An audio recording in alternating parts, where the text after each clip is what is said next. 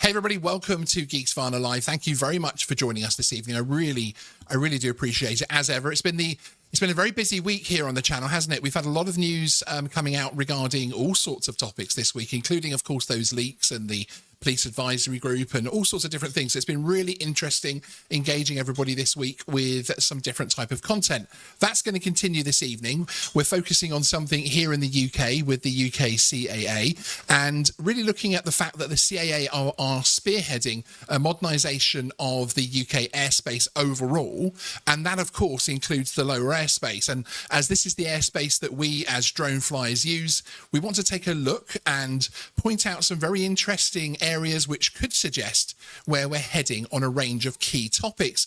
All of that is with a caveat that, of course, this is the planning stage of these type of things. That is their strategy. Who knows if that will change? Parts of it will need to go through consultation, all that sort of good stuff as well. So it hasn't been implemented yet. So things could always change. This is one of the first official looks at how we might start to see a sky full of more drones and UAM and AAM and air taxis and all that kind of good stuff, basically. So it's an important one. We have coming up a summer of consultations, as I'm calling it, for the UK drone space, the open category particularly, it's very much a difficult area in terms of regulation, whether you're flying as a hobbyist or whether you're flying commercially.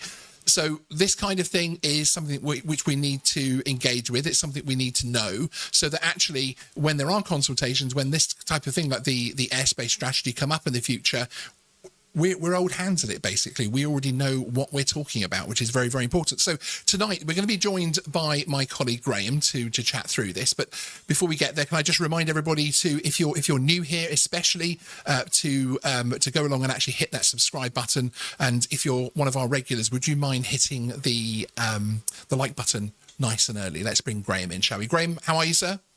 I'm very well, thank you. Yeah. Excellent. I think we've mentioned today. It's if anybody ever looks at their calendar, it's the end of the month, and it happens to be the end of the financial year in the company I work in. So fraught is a word that would describe from today, yeah, indeed, and probably next week. From our conversations and everything today, I would not have ever guessed that you've had a stressful day at all. Bless you. I did it well, haven't I? So yes, but of course you're now relaxing with the funky shirt on and everything. So it's so that's always very good. So yes, just very quickly, Amok Timeflies in the chat is asking how do we get access to those consultations. Stay tuned to Geeksvana because we will most certainly be letting you know. But the CAA will also publicise them as well. Ironically, there was one for this new VLOS guidance we have, the AMC. There was one which was a very complex one, but we did have a video on that on Geeksvana, an interview with some of the CAA when that was actually being consulted on, crikey, over a year ago now. So it's important to, if you want to be engaged in this kind of way, if you just want to go out and fly your drone, and that's fine.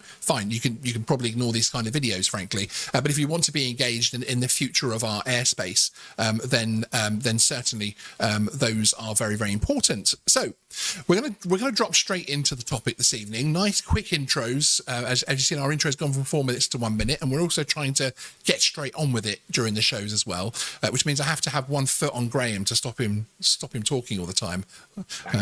I'm only joking, Graham. Also we're trying something new as well. We're actually going to start putting QR codes up for some of the documents that we're actually talking about in our shows. So this QR code will take you straight to CAP 2547 from the CAA site, which is the airspace modernisation strategy. So I'll leave that up there for just a few more seconds whilst I open the page myself, and we can get into this conversation. So first of all, we're going to talk about this document, which is, as I say, CAP 2547 airspace modernisation strategy. We're going to skirt through it a little bit because there's obviously a lot here talking about general aviation and that type of thing, but there is then a blow-up infographic which talks about lower airspace in particular, and there's a few key elements there that I think are something which we need to be aware of. So here we have it, a wonderful document. I'm sure you'll agree, Graham. It's thrill. It's a thrill a minute. This one.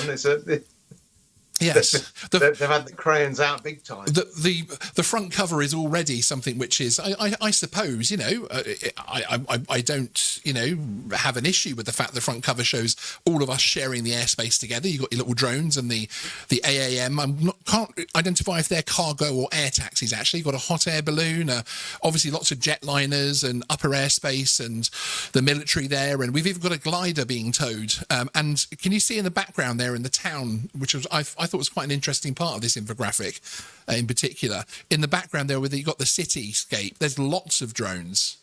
Yeah. Can you see that? I think, I don't know. It's interesting when you look at graphics like that and you think, okay, why have they done that? Is there a particular reason, or which is interesting? So, as I say, we're going to skirt through some of this stuff, but we're going to get the main. Can I just say, Sean, it looks as though, no, it's all right. I was just looking at the bottom of the rocket. Okay. And I thought, oh my God, somebody set fire to a pile of rubbish there. But no, follow up the rockets at the top. And you'll also notice, just to be a little bit topical in terms of recent airspace incursions, we don't have any happy birthday balloons.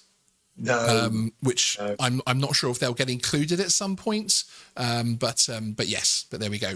It's got to be said that living between Gatwick and Heathrow, this looks pretty much like the skies every weekend. Yeah, pretty much, exactly right. And actually, I have Farnborough very close and Fair Oaks the other side, etc. So yes. I get all sides of all types of aviation around us. So first up, what is airspace modernisation? Airspace is an invisible but vital piece of our national infrastructure. Its basic design has remained unchanged for decades, despite technological advances and increased demand from airspace users. Darn you, those airspace users. Modernisation is long overdue, and it is critical to ensure that the UK airspace is fit for purpose. In 2017, the Secretary of State tasked the CAA with preparing and maintaining a coordinated strategy and plan for the use of UK airspace. This has become the AMS, the Airspace Modernisation Strategy. We refreshed the AMS in 2023, extending its focus to 2040. I mean, it's a long way, isn't it? That's a long way. Yeah, out. I mean, obviously they can refresh it time and time again, of course, but yeah, that does feel like quite a long time to be, saying, okay, because really, to me, a lot of the future flight stuff like UAM, and actually even how we're going to do drones with BV loss and that type of thing, it doesn't feel like a mystery, but I don't think we know yet what that's going to look like. And, for instance, could you imagine having to regulate for the drone use we already have, for the low airspace use we already have, back in 2010 or 2012 or something? So this is obviously going to have to be something which evolves, but they do have to set a certain amount of time that they're going to have that vision for, and for now it's going to be up until 2040. So together, the CAA and the Department for Transport, DFT, boo, give us our C labels, have developed a shared vision for modernising the UK airspace. That vision is to deliver quicker, quieter and cleaner journeys and more capacity for the benefit of those who use and are affected by UK airspace. And it has a little infographic at the bottom there saying, did you know the AMS replaced the 2011 Future Airspace Strategy, which is interesting. So the next part of this first page is, why do we need airspace modernisation, which is a good question, isn't it, Graham, frankly? The UK's airspace is one of the most complex in the world, yet it has not undergone significant change since the 1950s. Like our road and rail infrastructure on the ground, we need to modernise our infrastructure in the sky to allow for cleaner journeys whilst providing greater capacity for those who use it and are affected. So they're starting to interesting. They keep using the word cleaner there. They're clearly pushing the green agenda, which I really don't have a problem with. Well, do you know what, actually? This is actually one of the things which I've spoken about for quite a while. And, people say, why are they so obsessed over UAM and why are so many parts of government and future flight, why is that such an obsession? And I think there's a lot of sort of neutral carbon offsetting going on with these plans. I think they're hoping that these plans will actually reduce the amount of dirty aviation that exists. So they can get battery technology. Yeah. Absolutely. or hydrogen, Yeah, fuel yeah. cell, whatever it may be. We are in a very unique stage of aviation where we're almost starting to regulate and look forward to things that don't exist yet, and that we don't actually understand how they're going to work. Because I still feel like a lot of the UAM aircraft that we're seeing, so the the air taxis and that type of thing, I still think they're almost like the Tomorrow's World projects of the 70s and 80s. That what will actually be flying regularly are still maybe 5-10 generations down the line, basically, of development. Just my personal opinion, but yes, no, it's an interesting point. Airspace modernisation will provide more choice and value for consumers by allowing airlines to add new flights, reduce flight delays, and enhance global connections, and help boost the UK economy. Obviously, there's a very, very wide sector to this in terms of an airspace strategy will include everything there.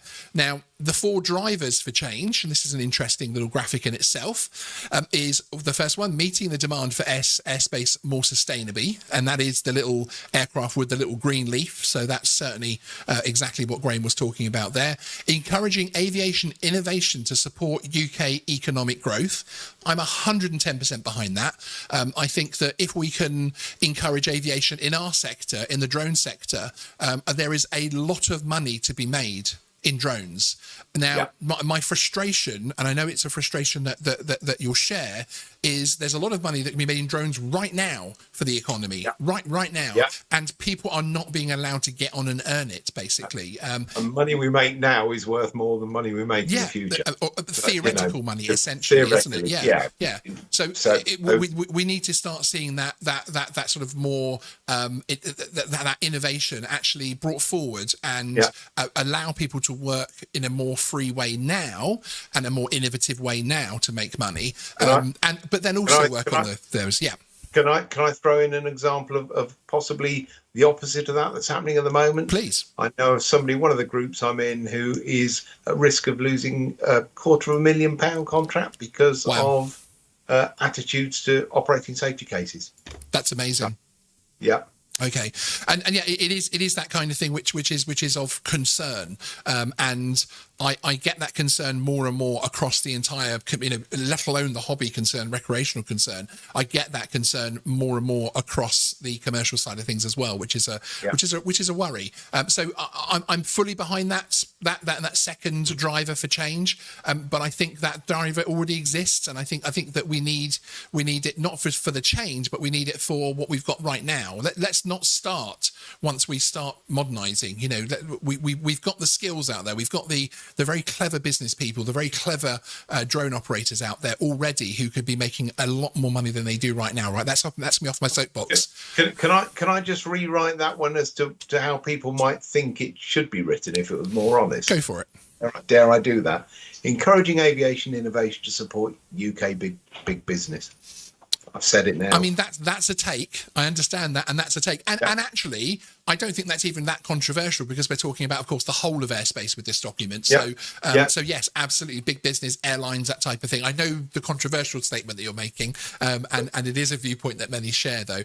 International obligations, of course, but also this one at the bottom here, the facilitating defence and security objectives. And this is good from the point of view that I'm happy that they are claiming, at least, that this is being included within their plans for airspace, because one of the things I don't want to see is a sudden change in direction and a sudden increase in enforcement because we haven't been taking into account the security services and that type of thing.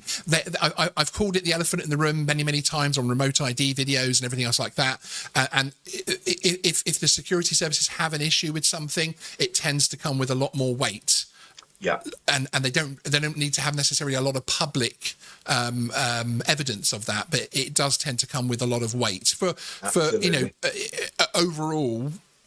They are trying to look after us and that type of thing. You can, again, that's a whole other political channel in terms of whether or not the security services are doing that or not. But it's good to see that they're at least claiming that it's involved. Because again, the recent AMA, the American Modelling Association over in the States, they had their yearly meeting recently, and they did talk a lot about the fact that remote ID was just as much a security services industry thing than actually FAA thing, and that they saw the the areas of things like having to be accurate to within 15 feet of a pilot's location wasn't the FAA. That was actually the security services side of things. So I think that's an interesting one, isn't it?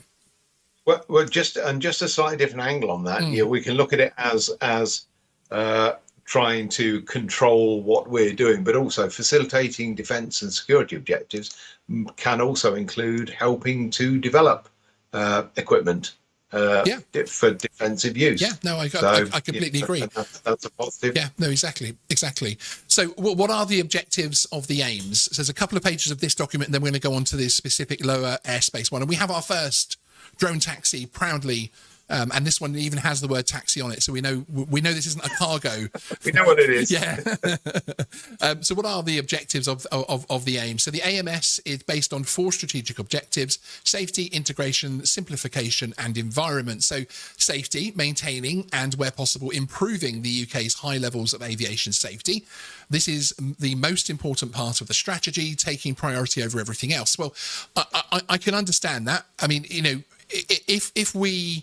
if we take that at face value, that they are looking to increase safety and that type of thing, then I think every airspace user would support it if it really was a focus on safety. Integration of diverse users. This is going to be one that's going to be a very topical one for the rest of us. Satisfying wherever possible the requirement of operators of all classes of aircraft, wherever these be existing, new or rapidly developing airspace users, including defence and national security. Unpack that one.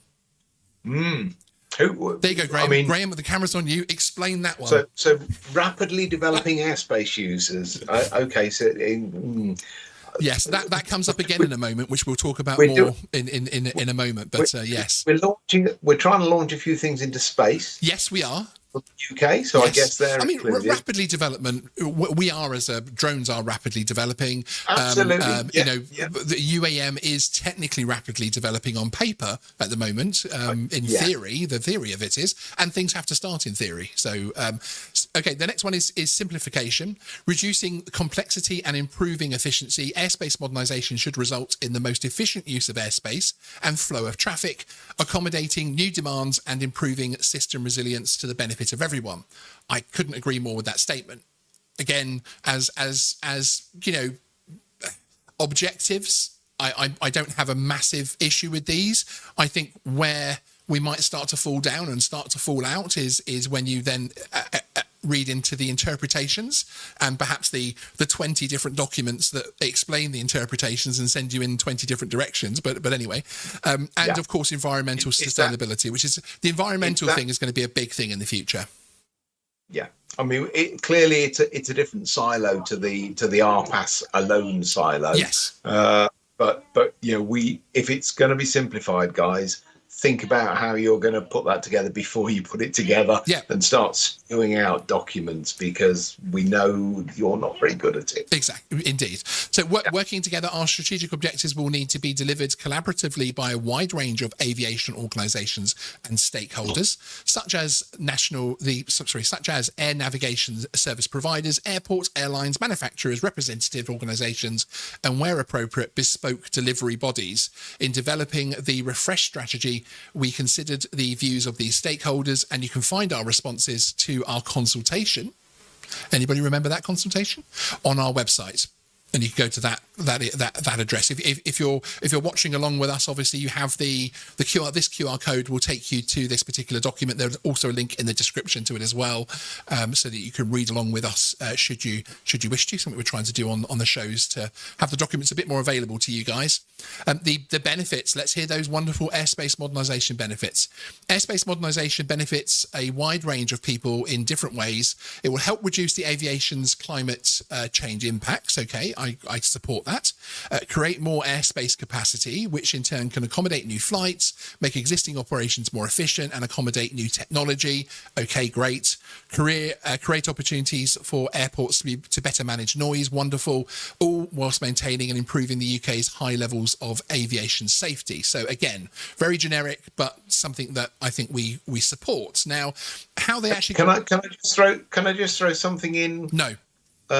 Looking at it holistically and the need to lower carbon, dark sky, all of those things, I can't help thinking that given the sort of technology we're using here and that we've been using over COVID and all the rest of it, that actually we might need fewer flights carrying people around from place to place, that we'll do that less. Yeah, but, which I suppose comes down to the simplification side of things as well, and actually the report this previously did say allowing airliners and companies to reduce and make their routes more efficient, which I think is definitely something the entire industry has cried out for, as you say, since the pandemic, 100%. There are three areas basically, three parts to the AMS. One is the strategic objectives and enablers. So that's the ends, a high level overview of what will enable these objectives, which is obviously what we're talking about. Part two is the delivery elements, so bringing that together, and then part three is actually deploying it. Which obviously describe the short-term ambition and explain how the strategy is being delivered. Parts 2 and 3 will likely be updated more frequently than part 1, as you can imagine, as the elements evolve and mature for delivery. So interestingly here, though, on part 3, it says that obviously part 3 is still in development. This is where we do need to keep an eye out for all of these consultations to make sure we respond to the ones that even on face value might actually look like they don't impact us as drone users. But we do need to get in there and make sure we Geeksvana will obviously be checking that. The CAA are very good at highlighting to us which ones need to be checked on as well. To be fair to them, with the AMC, the very, very unpopular VLOS keeping orientation VLOS, the CAA came on this channel, James came on this channel, and he actually said to me in that interview, it's still on the channel, you can go back and watch it, that you must read pages 89 and 90. I even remember the page numbers, that they're the ones that he felt could be the most contentious. So they, to be fair, they came on a YouTube channel. Okay, this isn't, watched by everybody, of course, and of course we were give it time. We were quite a bit smaller last year. Actually, we've grown quite a bit since then as well.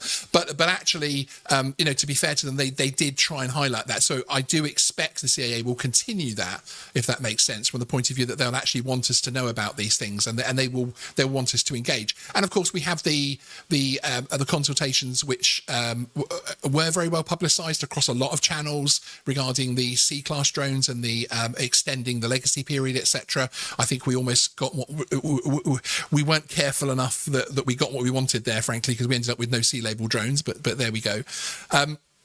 But yes, I would sort of expect here or somewhere around here to see some timescales for the different parts, a little Gantt chart showing. I think they have to keep that element open, because this is the entirety of airspace modernisation, and there's so many factors to it. We're talking about everything from the commercial flights we take on holiday, business jets, the future of AAM drone flight. There's so many elements to this. It's a huge thing to do, and this is obviously something the government asked them to have in place, basically. So it's a response to government, essentially.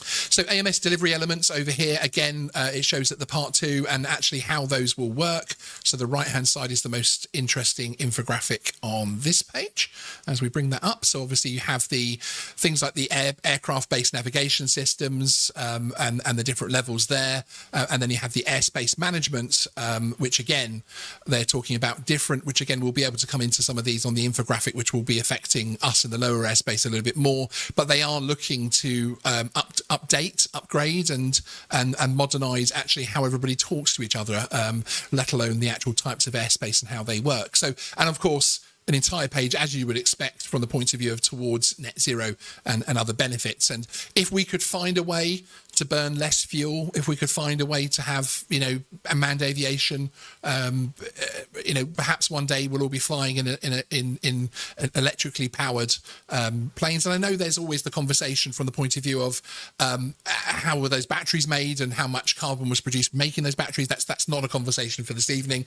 But overall, I support the fact that they're looking into that. Now, this is the modernisation for lower airspace in the UK, and we'll come on to the second document in just a moment, but we will just have a very quick look at this. And as you can see, it shows that there's lots of modernisation in lower airspace in the UK. They give their own little QR code, which I'm going to give a larger version of in a moment, which takes us onto this. And this is the first page in this document where we're really starting to see Us, aren't we?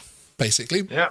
Our little drones. Higher than some of the aircraft in some cases. Look at that. Yeah. Isn't that interesting with it, and certainly fully integrated. I think this little graphic up here, and I always think these infographics are telling us sometimes more than we realise.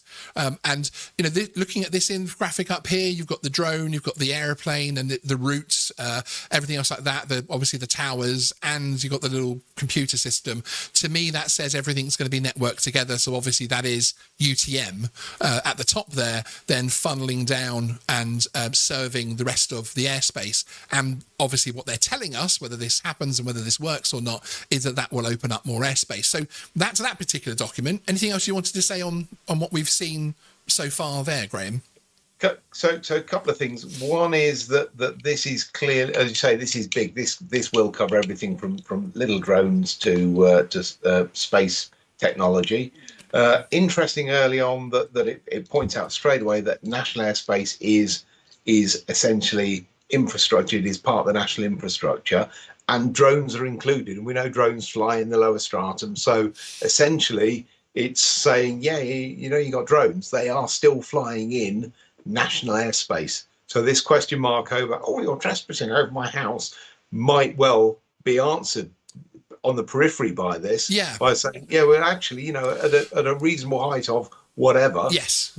That is critical infrastructure has come lower than we're perhaps used to. And even part of this infographic is actually the investigation into the open category, dialing it right down to us and both recreational and commercial drone flyers, of commercial grade drones and enterprise level drones.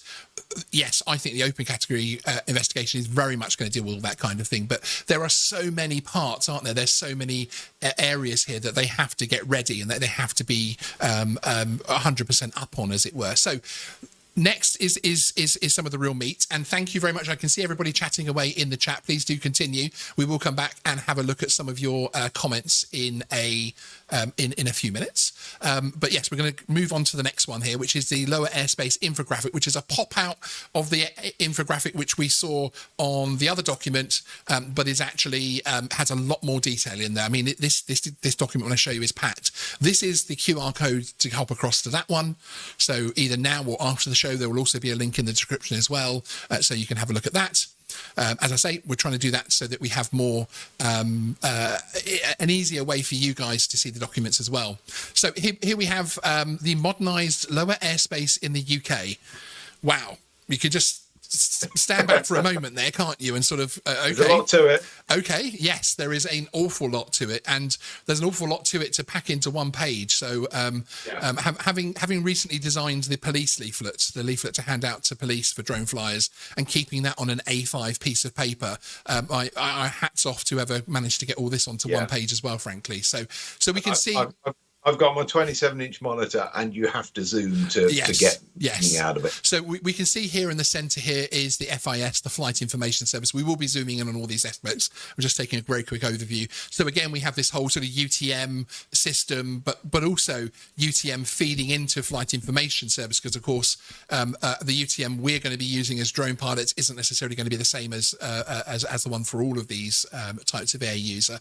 And you can see lots of different types of graphics within this infographic going on there, including we've got gliders, we've got all sorts of airspace user. Although I don't see the hot air balloon didn't make it back into this infographic, did it? He's no, but it looks like we've got hang gliders here. He's floated off. Do we have hang gliders? Where are they? Oh yes, no, yeah, we do have hang gliders in the centre above the RMZs. We're going to have a few more things to get used to saying, aren't we? With in the future. So let's start at the top here on the left, and it says the concept set out here represents some key building blocks needed to deliver modern, future-ready airspace which can be used and enjoyed by everyone. Our mission is to enable an airspace which delivers a safe. Sorry, I'm having a fault on my document there. Is it still showing on your screen, Graham? Yeah. Okay, sorry. Yeah. Okay, we're back. Sorry.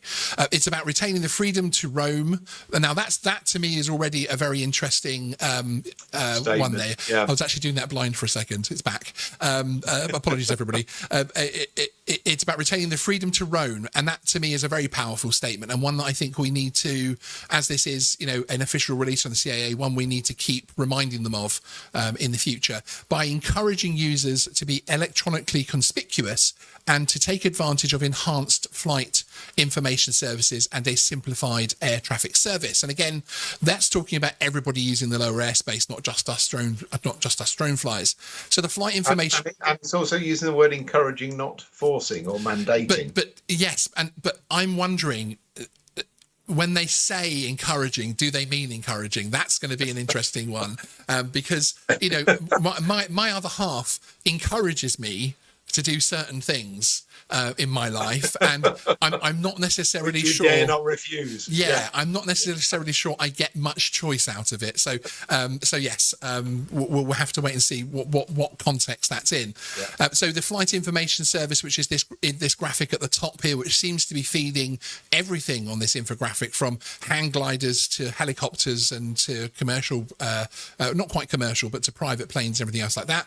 As part of digitized FIS, the FISB will be a wide area broadcast of data products transmitted for the use of any air system within range of the broadcast. The data will include forecast products as well as near real-time airspace notifications. The broadcast will use internationally recognized formats and operate within the aviation spectrum, ensuring the widest possible range of reception equipment possibilities. So the key benefits there: enhancement of in-flight situational awareness, I think we support that, the automatic update of airborne systems, and an additional safety net supporting airspace switching and sharing. So now we get on to some of the nitty-gritty below, but we're going to go across the top here first. Can I just grab on there? Of course. Right, hold on. Oh God, recognised forms, aviation spectrum.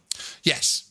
We work in the Wi-Fi spectrum generally, so it's that operate within the aviation spectrum, the spectrum of types of aviation user, I think. Oh, okay. Yes, Okay. that is where your analytical brain and my marketing brain helps, from the point of view that I can, as a marketing man, I can break down that what they mean is all the different types. I'm technical man. All the different types of airspace user, basically. So just disengage technical brain for some of them, but then re-engage for the other bits, which is always fun. So simplifying and digitizing UK flight information services, which is obviously then leads on to the FIS, and the Traffic Information Service broadcast, the TISB. Digital traffic information will normally be derived by direct reception of cooperative air systems. However, TISB will be deployed as a localized service, which will rebroadcast a unified surveillance picture of multiple emission types for the benefit of all airspace users. Obviously, the benefit of that is enhanced in-flight situational awareness. Now, one of the things I would say is this sounds, what the hell, to some of us. I want to fly my Mini 3. What on earth is all this? This is very much the top down view. As the weeks and months roll on this year, we will break all this down as the consultations happen, as the different things happen connected to this. Here on Geeksvana, we will break all that down. So again, do remember, if you're new here, hit the subscribe button and hit that like button, because it will cheer Graham up on a Friday. Would that not cheer you up, Graham? Oh, and anything will cheer me up at the moment. Endlessly, endless amounts of cheer. Yeah. And then on the right-hand side here, it says our vision: in a modernised lower airspace, aircraft and other airspace users will choose to be electronically conspicuous, as they were saying. So that's, again, that choose thing. The option seems to be there, rather than it being something which we're, again, that has nothing to do with remote ID necessarily, because you are choosing to be conspicuous, could be just to access some of the facilities they're giving. So it could, arguably there might be remote ID and you need to do the things within this to fly your drone in certain areas. So that will become clear in the future. But there are some parts which I think have at least a little bit of hope for us, as it were. So enhanced use of flight intent data. So voluntary submission of flight intent data for flights in the lower airspace. And again, I think we can see why that would happen, can't you? The fact that, knowing where everybody's going is going to help. When you look at things like Project Skyway, for instance, which is the commercial drone corridors and commercial drone areas which they want to set up, all of that is about getting those drones out of the way of everybody else. So getting the delivery drone out of the way of your Mini 3 flying without you having to do anything with your Mini 3. So obviously, if all the aircraft that are operating in the lower airspace are actually digitally transmitting their intention, their intended plan, then actually that helps, doesn't it? Because that will help it will be able to say, okay, he's coming, but he's not supposed to be coming near us, so we can leave these drones in that area. And I suppose this infographic in the middle here of the business jet taking off in the helicopter is showing that, in terms of showing them displaying their intentions. Yes, this is one of the first ones which I find quite interesting: radio mandatory zones, RMZ. Have you come across this, Graham? No, but I found it on here. It's interesting, isn't it? Looks very much like it's an FRZ type place, doesn't it? But perhaps something which is a little bit lower end from the point of view that, okay, you don't have an FRZ, but as it says, operators of unlicensed airfields supporting intense and or complex operations will be able to choose to deploy a radio mandatory zone, so an RMZ, around their airfield to generate a collaborative environment as a safety mitigation. And obviously they're saying the benefit there is enable the announcement of intentions without necessarily requiring interaction with a person on the ground. The participation of all air systems will improve situational awareness and in turn safety. So really what they're saying there is that at the moment where you have airfields that are unlicensed, and we're saying that with the future of aviation in the UK, that smaller airports are probably going to become a lot busier. We've got to put these eVTOLs and UAM aircraft somewhere, all these BVLOS flights we're doing, police BVLOS flights, ambulance, all of these different types of commercial, they have to be based somewhere. And why not in these smaller airports that we've already got? It's opening up an economy, isn't it? So I would fully support that. And what they would allow, I'd support it as long as there is still a way in for drone operators to go there without having to be on aviation channels for radio. And yes. Exactly. If because again they're saying everything should be incorporated. So I'm hoping at the very low level, if you choose that you want to fly in one of these areas and you then emit the signal from your drone, that it's done, because again it's saying you don't actually have to speak to somebody on the ground. So hopefully this system, this FISB and all the other RMZ, everything else will know through UTM, will know where everybody is basically if you're in this lower airspace. Of course, the 747 or the, I should say 777 these days at 30,000 feet doesn't need to know where my Mini 3 is, or even my BVLOS inspection drone is, and as you say, they don't frankly care, nor should they. But that's interesting to me that there will be radio mandatory zones, enhanced airspace sharing. Now this is when you hear something and you think I like the idea of this, but I would love to know how you think you might get there. And how it's going to work in practice. So again, this is one of the bits which Graham spotted on the first page, where we're even showing drones flying above manned aviation in and around, and you've got the hang glider there and everything else like that. So enhanced airspace sharing, the total or partial exclusion of air users from volumes of airspace will be minimized by switching off volumes according to demand. So enhanced integration of airspace users, safe routine switching on and off of airspace volumes is what it says, just going off the bottom of my page there.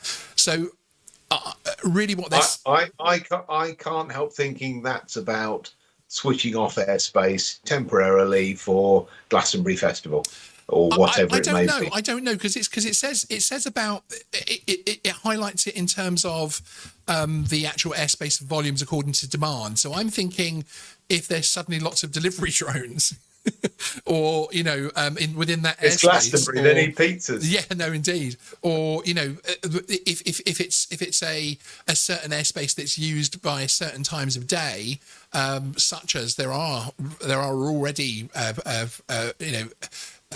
the flight restriction 313 in Lincoln is already one which is set via NOTAM or by certain times a day and that type of thing. So we're kind of used to that kind of thing. But this to me feels like a more advanced version of that, if that makes sense. More advanced, quicker switching. Yeah. If it means we have more access to airspace that we don't at the moment, that sounds great. What I don't like is that this could also be worded and could also be explained that they're going to lock us out of airspace more often, but it's okay because we're going to let you back in when we're not using it. So again, it's one of those ones that on face value almost seems quite exciting and certainly quite hopeful, but I wonder how it is in practice. It's that old proof of the pudding one. And if it is according to demand, essentially who's at the top of that demand list? Yes.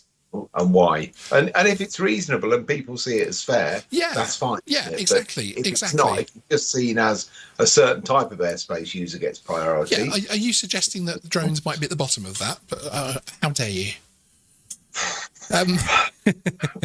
Okay, the next one. Oh, let me zoom back in there. Sorry about that. It's worked quite well this evening. I've got it open on my screen as well. I'm trying to zoom the same place.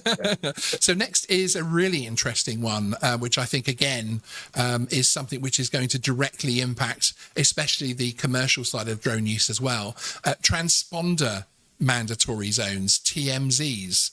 So I'm not sure if they know that TMZ is a very popular entertainment publication, and it is also a big term in Hollywood. But anyway, that's just triggering my brain as a writer. But anyway, but TMZs could mean something else than the latest news of somebody flashing their hoo-has or something. Integration rather than segregation will increasingly be achieved using TMZs, within which all airspace users will transmit their position. Entry to TMZs may require different affordable forms of cooperation surveillance, transponder, according to their application. The key benefit is saying at the bottom there, which you can't see on screen, apologies, is all air systems are detectable and transmitting to a required specification, retaining the greatest possible freedom for all airspace users. Again, retaining the greatest possible freedom sounds great, because that goes back to the freedom to roam statement that was at the beginning of this particular statement. And of course, I 110% support that kind of thing. But, we're actually having an error on our... Apologies if you're losing us at the moment, people. Can you let me know in the chat if you are? In this case, it looks like retaining the greatest possible freedom for airspace users who have gone out and got the affordable form of transponder. Yeah, I think we might actually be buffering slightly because we're showing as red on our thing here, which is very strange. Yeah, keep freezing. Yes, thank you, everybody. Okay, she's returning back to yellow. Nope, going back to red. I've no idea why that's happening. Bear with me just 1 second. I'm going to try and turn something down.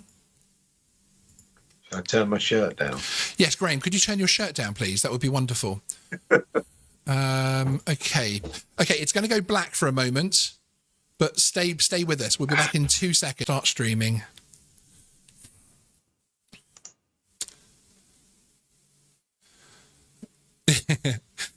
I like that from Mike Jones. Geeksvana, all those frequencies being used up are causing you to buffer. Yes. Apologies there, everybody. We just had to do a quick refresh on our software. I think we've restarted in the same live stream, which is fantastic. So yes, you're back on air. Thank you, IO3. I really appreciate it. Yes, thank you as well to our wonderful software, which now gives me a bright red thing when there's a problem rather than a small red one. So at least I knew hopefully fairly early on, certainly before it actually froze on us. So yes, so back to these transponder mandatory zones. I hope you all got my TMZ joke. I'd be disappointed if you didn't. This is an interesting one, isn't it? Because this is really where I start to see remote ID being...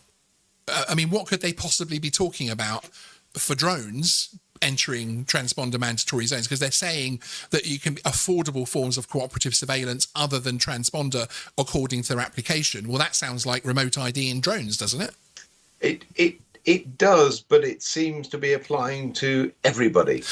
Which is far better than we have now, where the concept is, drones have RID and general aviation gets to do what it likes. So if this means if this means that we have a situation where we have transponder mandatory zones and enhanced airspace sharing and freedom to roam, if this means that if you want to fly in transponder mandatory zones, so let's say, closer to airports, busy areas, town, cities, that type of thing, you have to have remote ID.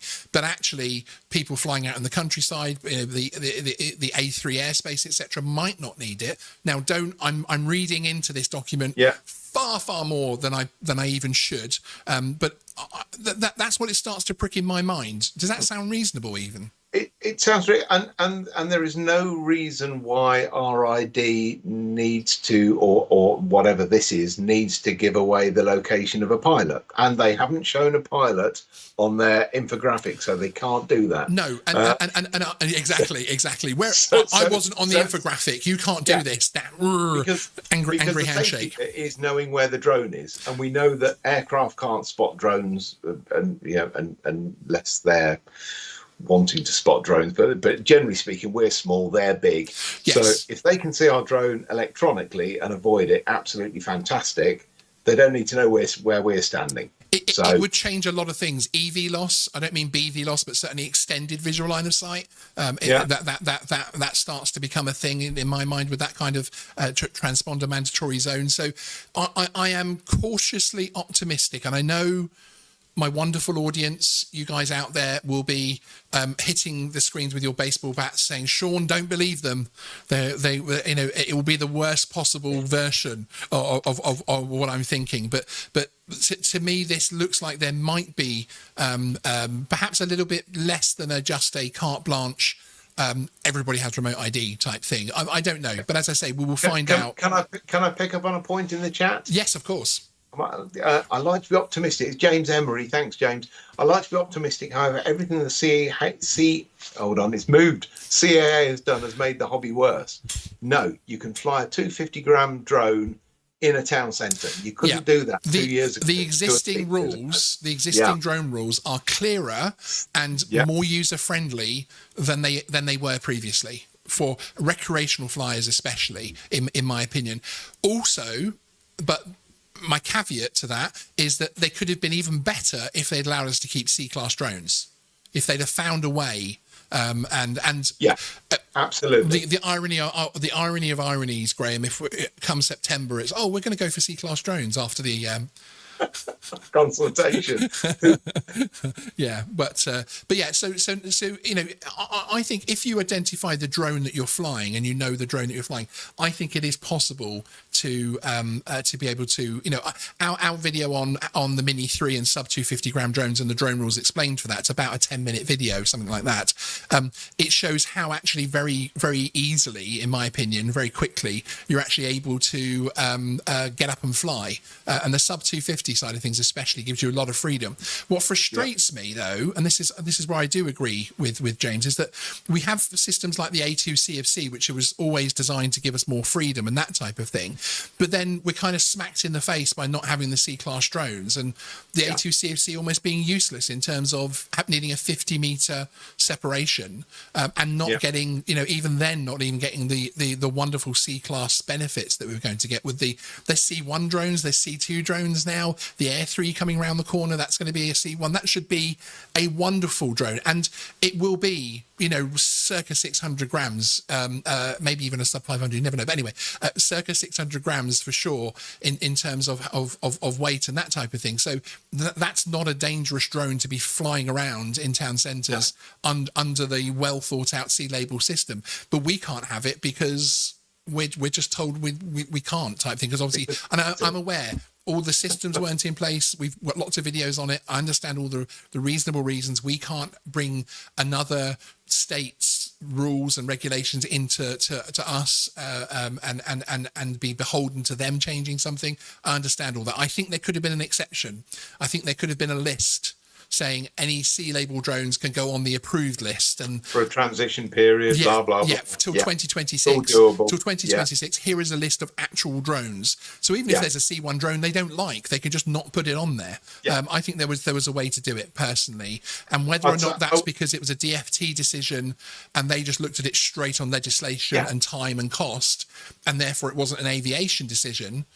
Whether that was a failure of the CAA to feed that back to the DFT, or the DFT not listening, or where that fell down, I don't know. But I really think there could have been a better way. I think everybody in drones really does accept that there could have been a better way.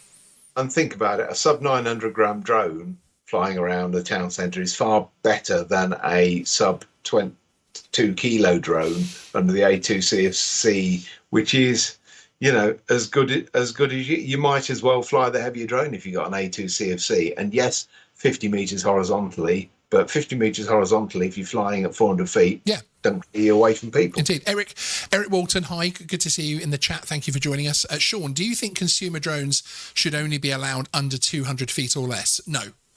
I don't see a reason or whatsoever, or any kind of safety case, or any kind of any reason, any real reason that consumer drones, especially modern consumer drones, cannot be flown within the 400 feet current limits. Now, whether or not we could have shielded operations up to 150, 200 feet, that type of thing, is a whole other kettle of fish, which is a whole other topic almost in itself, basically. Lindsay Hayes, Geeksvana. Hi, Lindsay, good to see you. There's someone in Cheltenham monitoring this live show through a hole in their newspaper. Yeah. You have to wonder if one of the 118 people, but yes, indeed, Lindsay. If only we were that important, if only. Ollie P, are drone users on the list of stakeholders on the right of this page? Yes, we are. We are definitely one of the stakeholders, and there are stakeholders in terms of the commercial side of things and the recreational side of things as well. The recreational, a hobbyist, us flyers that are flying for fun and for, you know, putting it on our YouTube channels, that type of thing, our Mini 3s, etc. We will be in there with the public consultations, as with everybody else. But certainly they will be putting the information out there. Whether it gets out enough is part of the whole debate of why don't they put things out with the to the email list of people who are registered, which again is a whole other. I don't mean to go into internal conversations there too much. I try not to do that on the shows, but yes. So yes, we are 100% very important stakeholders. In actual fact, Ollie P, it might interest you to know that as stakeholders, we put more profit into the CAA than general aviation, not the commercial side, but of the general aviation side of things, of the fees taken and the profit made. Unmanned is very much the king of the UK CAA, frankly, and there are figures to back that up. There's more of us by a factor of 10 or 20, and more flights and more everything. So yeah, we are a major stakeholder, and I think we need to keep that as very much the known thing. Eye in the Sky, Drone 4K, good to see you. Great to see so many new names in the live chat this evening. Thank you guys for joining us. So will Amazon and Google come under VLOS rules and orientation? How's that going to work? No. No. Amazon drones, all of those, I assume you mean by that, but the delivery drones, etc., they will be in the certified category. So in actual fact, one of mine and Graham's shows next week is going to be breaking down the different parts of UK airspace in a really simple way, a little bit like we did with the visual line of sight live stream a couple of weeks ago. And you have open, which is where we fly all of our hobby aircraft and our recreational flights. And some there is also commercial, because obviously we don't delineate between the two anymore, but the lowest risk of flights. But certainly most hobbyists fly in the open category.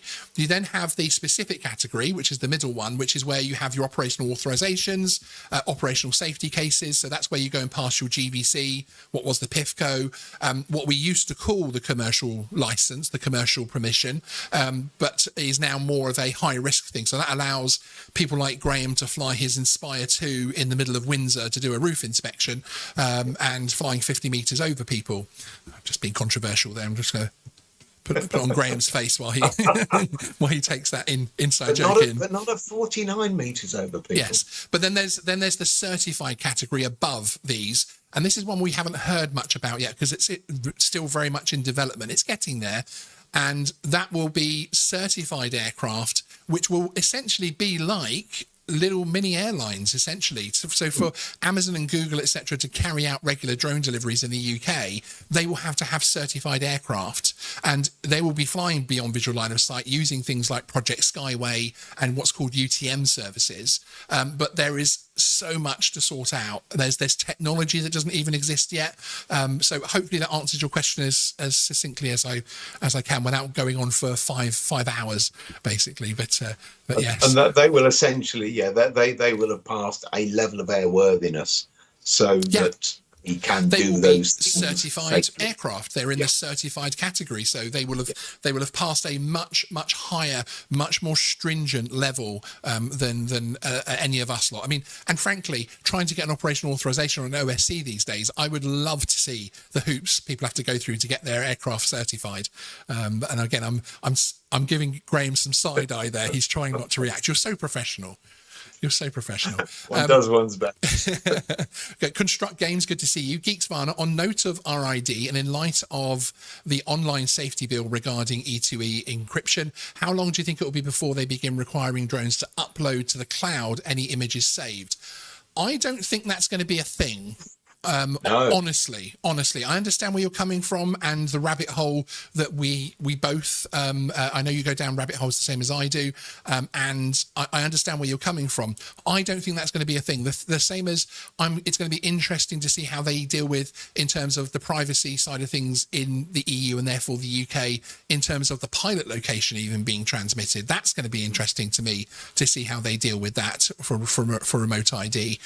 Mike Jones, hi, good to see you. Simplification is a big one, as it means more people will be able to access the information and understand it easier, hopefully stopping negative interactions with police, etc. Yeah, simplification. If the things they talked about on that document actually happen, if these, you know, their objectives actually happen, yeah, I think great. Fantastic. If we have safety, integration, simplification, and all within an environmental bundle, I'd support it. I would have absolutely no issue with that whatsoever, frankly. So I agree. Colonel, I don't understand why the rules need to keep changing. Just keep them as they are. Completely agree. And I think that my personal thought process is you keep everything the same as it is, but you get it working properly, and then you work on the future stuff for when AAM and when we need all this integration and stuff and when the technology exists, and then you phase it in. I agree with you that I don't like this piecemeal. Do you, Graham? I don't like this sort of piecemeal situation where we kind of blend in, as it were, sort of the future flight, and suddenly someone with a Mini 3 needs to know what's happening with air taxis. Yeah, not right now. It is difficult, isn't it? Because people on the channel, we sort of feed them this stuff, and it is of limited use until it's happening, and when it's happening, then there will be rule changes. But actually, as we've found previously, if we don't know it's happening, it will happen to us rather than happen with us. So we've got to be part of that change, which means there's no rule changes come along yet, but they will at some point. They will.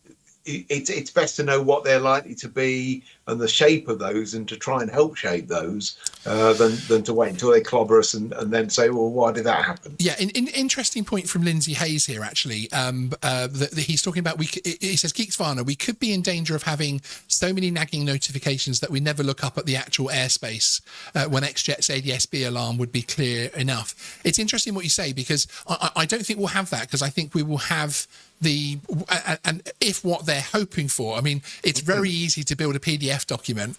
It's more complicated to make that work in real time. So it's going to be very interesting to see how that all works out. But interestingly, remote ID originally was being discussed in terms of drones in the United States, that aircraft would be able to all see them, until they actually took them to the flight deck. They took them to the pilots and they had consultations with them. And they all said, I don't want to see every drone, even if I'm flying my plane at 5,000, 10,000 feet.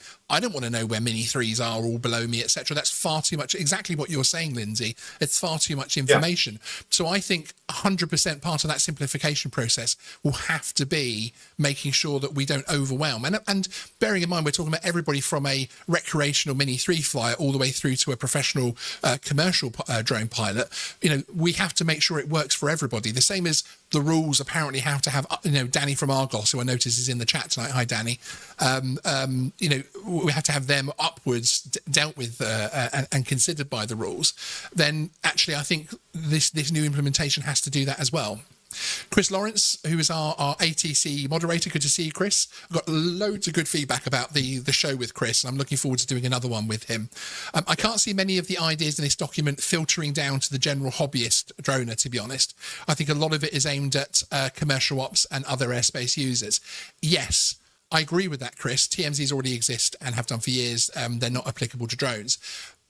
Obviously this document shows drones within that space, and I realise again it's going to be the commercial side of things as well. But all of this impacts the hobby. All of this impacts recreational flyers because it diminishes the picture that we have, and the lower commercial flyers as well. It starts to diminish that picture, and that's what we need to ensure that we protect, basically.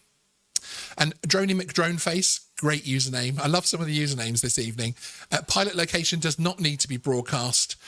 ID is linked to a name and address. If you do something dangerous, they can find you anyway. Remote ID is perfect for aviation communication. That part of it is actually, and in terms of this is obviously the US remote ID at the moment, is very much security service driven, and they wanted it down to 15 feet basically. So I see we're actually having some more issues with our connection. I think we're actually there and thereabouts, aren't we, Graham, this evening? So I think we probably are. Yeah, it's I think the key thing is we know this is going on, we know it's happening, and we will just keep that weather eye on it, and you know, when the consultations come along, we will start nagging. Yes. Yeah, there seems to be, there's actually I'm getting an error up saying there is a YouTube server error this evening. So unfortunately, one of the ones that we can't do anything about, but we are right at the end there. So, and it's come back to green as far as our broadcast is concerned now. So it gives us time to say goodbye to everybody. You can get hold of this man and utilize his wonderful brain by contacting him. There's his website address, iup.camera. There's also a link in the description to it as well. If you want anything, any consultancy, any help in terms of the UK airspace, in terms of operational authorizations, OSCs, etc., he might be able to help. He doesn't have like a set menu, as it were, of, hey, we'll do this, although you have some of those things, I know, but have a chat. And is the first thing to do, isn't it? Come along, have a chat with you, and then see if you can deploy your immense brain and mental capabilities. And it's not feeling like that, or not. Do you promise when you're consulting to wear shirts like that as well, though? Quite happy to. Quite happy to. Good. I've got a range of waistcoats as well. Indeed. Excellent. Okay. Well, thank you everybody for joining us. I really do appreciate it. It's been a very busy week here on Geeksvana. We have got tons more coming up in the next couple of weeks. Another very busy week of live streams and videos coming up for you next week. I really appreciate you all coming along and spending your evenings with us and finding this kind of thing out. I really do appreciate it. And we'll see you next time on Geeksvana. Cheers, Graham. Cheers.